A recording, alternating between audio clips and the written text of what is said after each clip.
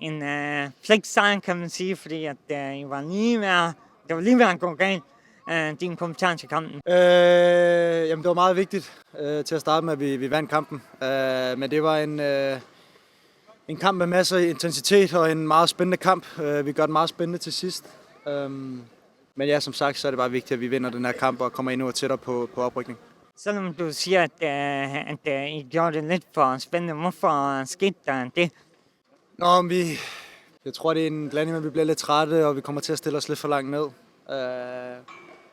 Og så er det bare en åben kamp i dag, og der er meget på spil. Så det er derfor, tror jeg. Hvordan ser du på kampen mod Aarhus Fremad? Det bliver lige så svært. Det er også en topkamp, og det er også, vi møder et godt hold. Og vi har haft både gode og dårlige kampe mod dem. Så det bliver en svær opgave, men vi er klar på at være en opgave, og forhåbentlig kan vi gå derop og så få de 3 point.